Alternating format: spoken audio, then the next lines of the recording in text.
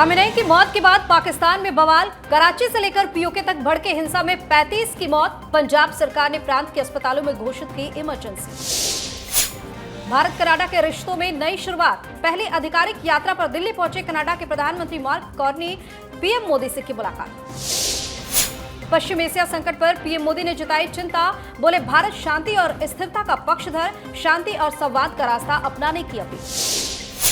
चिराग पासवान ने बिहार में शराबबंदी पर उठाए सवाल। कहा कानून के रिव्यू की जरूरत। नकली शराब और अवैध डिलीवरी पर जताई चिंता। लखनऊ आगरा एक्सप्रेसवे पर हुआ भीषण सड़क हादसा। उन्नाव में एक्सप्रेसवे पर खड़े ट्रक से टकराई रोडवेज बस। 3 यात्रियों की मौत, 31 घायल।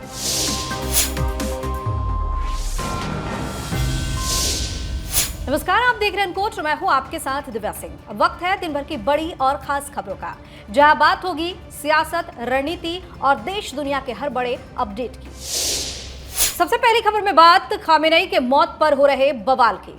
ईरान पर अमेरिकी इजरायली हमलों और सुप्रीम लीडर अली खामेनेई की मौत के विरोध में पाकिस्तान के कई शहरों में हिंसक प्रदर्शन हो रहे हैं। कराची से लेकर पीओके तक भड़की इस हिंसा में अब तक 35 नागरिकों की मौत हो चुकी है। वहीं 100 से ज्यादा लोग घायल हुए हैं। माना जा रहा है कि हिंसक प्रदर्शन के दौरान गोली लगने से इन लोगों की मौत हुई है।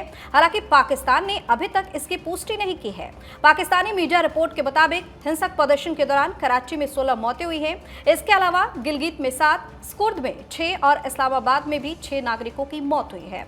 सूत्रों के मुताबिक ये सभी नागरिक झड़पों के दौरान सुरक्षा बलों और अमेरिकी मरीन सुरक्षा टुकड़ी की कार्रवाई में घायल हुए हैं। हालात बिगड़ने पर देर रात पंजाब सरकार ने प्रांत के अस्पतालों में इमरजेंसी घोषित कर दी है। इसके अलावा अन्य प्रांतों की सरकारों से भी अपने यहां अलर्ट जारी कर दिया है। शिया आबादी वाले इलाकों में भी भारी पुलिस बल तैनात किए गए हैं। वहीं कनाडा के प्रधानमंत्री मार्क कार्नी अपनी पत्नी डायना फॉक्स कार्नी के साथ दिल्ली पहुंचे हैं, जहां पीएम मोदी से मुलाकात की। पीएम कार्नी 27 फरवरी से 2 मार्च 2026 तक भारत की आधिकारिक यात्रा पर है। पीएम मोदी आज नई दिल्ली में कनाडा के पीएम के साथ एक साझा प्रेस कॉन्फ्रेंस की। इस दौरान पीएम मोदी ने दोनों देशों के बीच बढ़ती दोस्ती पर खुशी जताई। उन्होंने साफ कहा कि भारत और कनाडा अब अपने आर्थिक रिश्तों को एक नए स्तर पर ले जाने के लिए तैयार है। दोनों नेताओं ने व्यापार को लेकर एक बड़ा लक्ष्य निर्धारित किया है।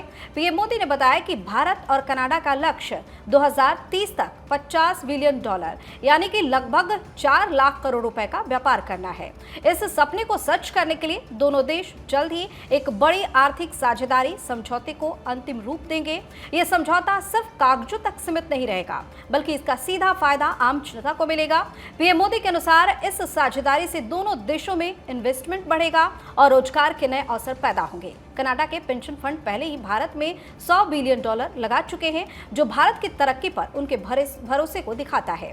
प्रेस कॉन्फ्रेंस के बाद दोनों प्रधानमंत्रियों की मौजूदगी में कई अहम समझौतों पर भी हस्ताक्षर किए गए।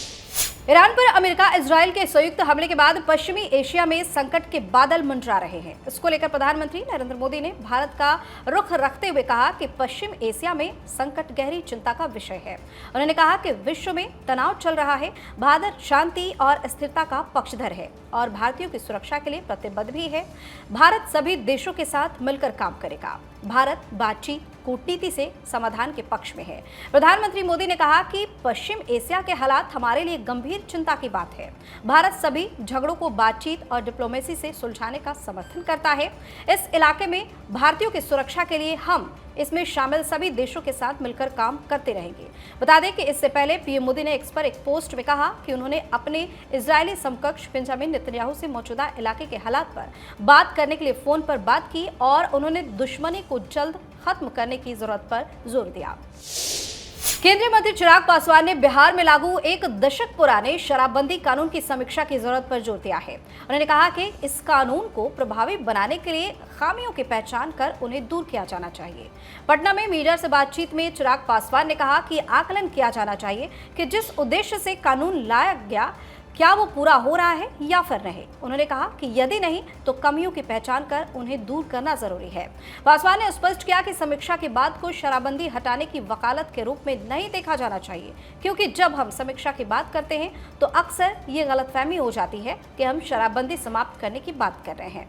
मेरा मानना है कि किसी भी योजना को समय के साथ बेहतर बनाने के लिए उसकी निरंतर समीक्षा आवश्यक है।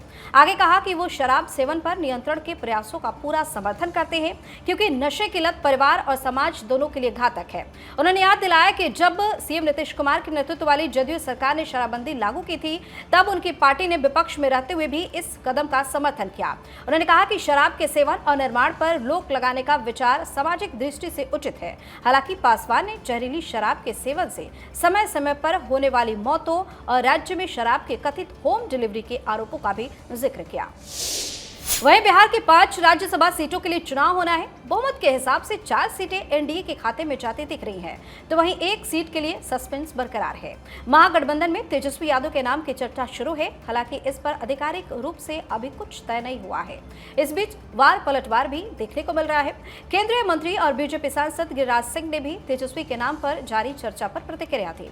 आरजेडी नेता तेजस्वी यादव के राज्यसभा चुनाव लड़ने की चर्चा पर गिरिराज सिंह ने कहा कि हमें मालूम हुआ है कि युवराज ही जाना चाहते हैं, अब यहां से उनका मनूब क्या है, अच्छा है लड़कर देख लें। इस पर जेडीयू के प्रवक्ता नीरज कुमार ने कहा कि राष्ट्रीय जनता दल के संसदीय बोर्ड की बैठक हुई और लालू यादव को तेजस्वी यादव पर लंबे समय से भरोसा नहीं रहा है, इसलिए उन्होंने सिग्नेचर की पावर और पार्टी सिंबल अपने पास सुरक्षित रखा है। अब संसदीय बोर्ड तय करेगा कि उम्मीदवार कौन होगा। बता दें कि राज्यसभा चुनाव को लेकर आरजेडी ने 1 मार्च को पार्लियामेंट्री बोर्ड की बैठक की थी। इस बैठक में राज्यसभा चुनाव को लेकर मंथन हुआ, साथ ही राज्यसभा के उम्मीदवार के चयन के लिए लालू यादव और तेजस्वी को अधिकृत किया गया। बैठक में तय हुआ है कि जो भी प्रत्याशी होगा वो नामांकन के आखिरी दिन नॉमिनेशन करेगा। बहरहाल अब देखना होगा कि तेजस्वी के नाम की चर्चा कितनी सच साबित होती है। लखनऊ आगरा एक्सप्रेसवे पर सिरधरपुर और दिखरी गांव के पास मथुरा और आगरा डिपो की 2 रोडवेज बस से एक ही ट्रक में टकरा गई। हादसे में 3 यात्रियों की मौत हो गई, जबकि दोनों बसों के 31 यात्री घायल बताए जा रहे हैं। पुलिस ने घायलों को बांगरमऊ सीएचसी भेजा, वहां प्राथमिक उपचार के बाद जिला अस्पताल उन्हें रेफर किया गया है। दोनों घटनाओं के पीछे चालक को झपकी आने की बात बताई जा रही है। बता दें कि एक्सप्रेसवे पर रात 12 बजे एक ट्रक सिरधरपुर गांव के सामने सड़क घेर कर खड़ा था। रात करीब 12 बजे आगरा फोर्ट की बस खड़े ट्रक में पीछे से टकरा गई। हादसे में 14 सवारी घायल हो गए। हादसे की सूचना पर पहुंची पुलिस ने 5 एम्बुलेंस से सभी घायलों को बांगरमऊ स्वास्थ्य केंद्र भिजवाया। साथ ही हाइड्रा मंगवाकर क्षतिग्रस्त वाहनों को हटाने का काम भी शुरू किया गया। पुलिस रोडवेज बस हटवाने के बाद क्षतिग्रस्त ट्रक को प्रीतमपुरा चौकी ले जाया गया। तभी आगरा फोर्ट की दूसरी रोडवेज बस इस ट्रक में पीछे से टकरा गई। हादसे में 3 सवारियों की मौत हो गई, उसमें बैठी 17 सवारियां घायल हो गई। फिर पुलिस घटनास्थल पर पहुंची और घायलों को स्वास्थ्य केंद्र ले गई। डॉक्टर ने प्राथमिक उपचार के बाद दोनों बसों के घायलों को जिला अस्पताल रेफर कर दिया। मृतकों की पहचान न होने पर शव पोस्टमार्टम हाउस में रखवा दिए गए हैं। कोतवाल अखिलेश चंद्र पांडे ने बताया कि ट्रक सड़क के किनारे खड़ा था। दोनों बसों में 31 सवारियां घायल हुई हैं, 3 की मौत हुई है।